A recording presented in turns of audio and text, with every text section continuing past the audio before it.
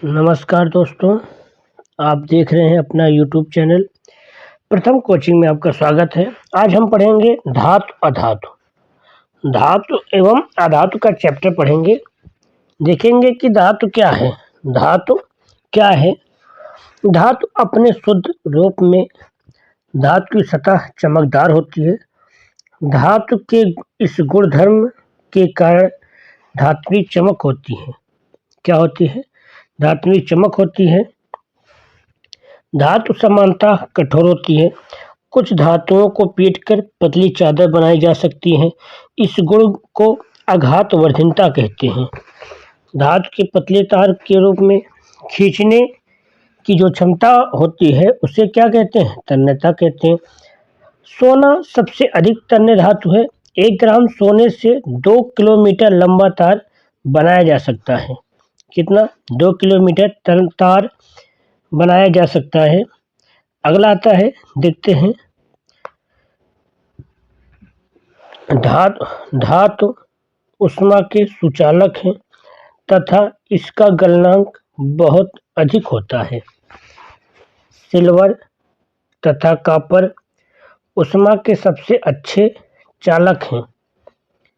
Silver या copper जो है ऊष्मा के सबसे अच्छे क्या होते हैं? चालक हैं। इनकी तुलना में लेड, मरकरी ऊष्मा के कुचालक हैं। लेड और जो मरकरी है वो ऊष्मा के क्या हैं? कुचालक हैं। धातु क्या होते हैं? चालक होते हैं। जब किसी धातुएं किसी कठोर सतह से टकराती हैं तो आवाज उत्पन्न करती हैं, जिन्हें सोनोरस कहते हैं।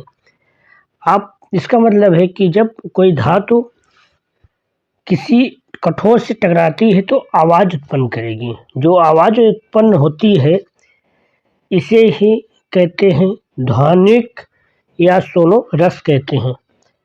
अगला टॉपिक आता है आपके अधातु। क्या है?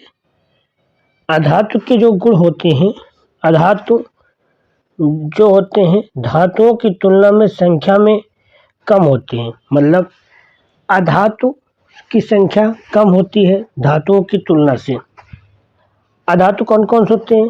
Carbon, sulphur, iodine, oxygen, hydrogen आदि अधातुओं के कुछ उदाहरण हैं।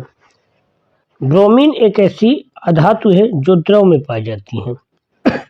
सभी अधातुएं ठोस या गैस में होती है, लेकिन ब्रोमीन एक ऐसी अधातु है सिर्फ किस में पाई जाती है? द्रव अवस्था में। किस में पाई जाती है? द्रव अवस्था में। इसके अलावा सारी अधातुएं या तो ठोस हैं या तो गैस हैं। इसका आशय होता है कि जो अधातुएं हैं वो सीधे क्या हैं? ठोस है या तो गैस है। लेकिन ब्रोमीन एक ऐसी अधातु है जो द्रव में पाई जाती है। लेकिन अब देखते हैं ठोस और धातु और अधातु के अपवाद।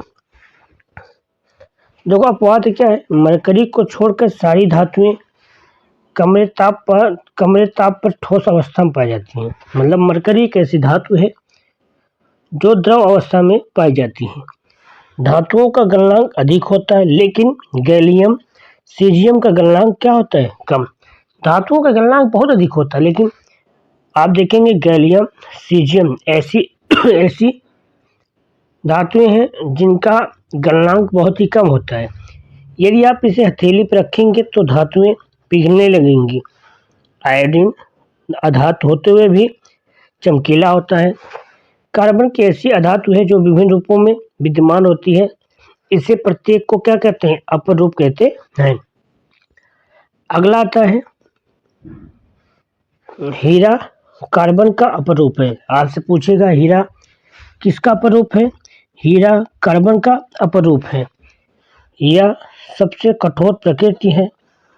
इसका गलनांक तथा क्वथनांक बहुत अधिक होता है।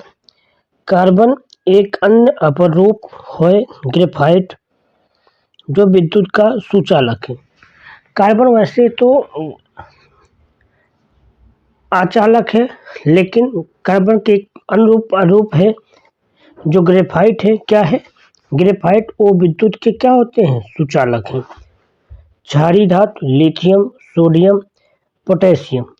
लिथियम, सोडियम और पोटेशियम ये क्षारीय धातु हैं, इतनी मुलायम होती हैं इन्हें चाकू से भी काटा जा सकता है। मतलब आप देख रहे हैं कि लिथियम, सोडियम, पोटेशियम एक ऐसी अधातु है जिन्हें आप चाकू से भी काट सकते हैं। इनका घनत्व गलनांक बहुत कम होता है। क्या होता है? बहुत कम होता है। आप इसी तरह के वीडियो को हम आगे नेक्स्ट पार्ट धातु अधातु के बारे के नेक्स्ट पार्ट लाएंगे। आप ऐसे बने रहिएगा और हमारे चैनल को यदि पसंद आया हो तो चैनल को सब्सक्राइब कर लीजिएगा, लाइक कर लीजिएगा। धन्यवाद।